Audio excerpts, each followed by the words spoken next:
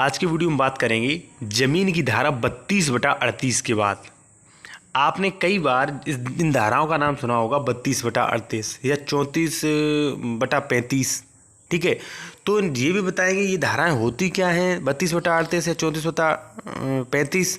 ठीक है, और 32/38 जो है वो क्या प्रावधान करती है, कब यह धारा यूज़ होती है ज़मीन के मामले में, जो कि बहुत ही महत्वपूर्ण है। इससे पहले मैं आपसे कहूँगा यदि आप मुझसे किसी भी टॉपिक से लेकर कानूनी सलाह लेना चाहते हैं फ़ोन पर, तो आप कालमी 4 ऐप के थ्रू मुझसे पूछ सकते हैं। इस ऐप की लिंक वीडियो की डिस्क्रिप्शन में हमने दे रखी है। सबसे पहले दोस्तों मैं आपको बताऊं कि उत्तर प्रदेश राजस्व संहिता की धारा 32/38 जो है वो अभिलेखों के सही किए जाने से संबंधित है। अब ये 32/38 क्यों लिख देते हैं लोग, जैसे मान लीजिए आपके कोई फ़र्द पे नाम बिल्कुल हटा दिया गलती से, तो जो भी एडवोकेट हैं वो जब वाद लिखेंगे, पूरा प्रोसेस लिखेंगे, तो वहाँ पे प्रार्थना पत्र में लिखा जाएगा 32/38, क्योंकि संशोधन वाला प्रोसेस जो है वो 32/38 में ही आता है। 32 जो है वो प्रावधान करती है अभिलेखों का ठीक किया जाना, और 38 जो प्रावधान करती है वो गलती या लोप का सुधार। यानी कि 32 स्पष्ट रूप से कहती है कि यदि मान लीजिए आपके खसरा, खतौनी, नक्शा में गलती हो जाती है तो उनका सुधार किया जाएगा, विहित रूप से सुधार किया जाएगा।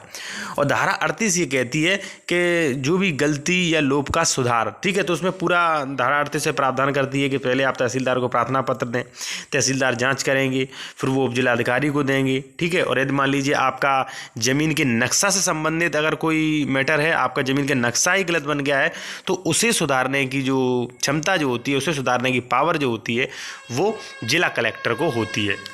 तो 32/38 जो है वो अभिलेखों को ठीक किए जाने से संबंधित है। मैं फिर आपको एक उदाहरण दे दूं कि जैसे मान लीजिए आपका खतौनी में नाम सही चल रहा है, आपका खतौनी में नाम चल रहा है मान लीजिए राम सन ऑफ वीरपाल सिंह, ठीक है, और चल रहा है लगातार।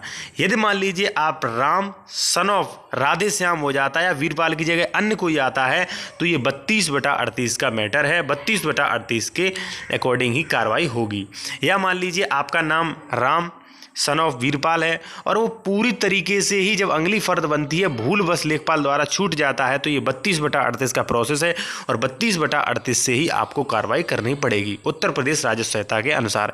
ये धारा उत्तर प्रदेश राजस्व संहिता की है और मैंने उत्तर प्रदेश राजस्व संहिता की बात की है। यदि आप किसी अन्य धारा के बारे में पूछना चाहते हैं, जानकारी लेना चाहते हैं, तो कमेंट में बता सकते हैं, या आप अन्य कोई जानकारी चाहते हैं तो कॉल मी 4 ऐप के थ्रू भी मुझसे पूछ सकते हैं।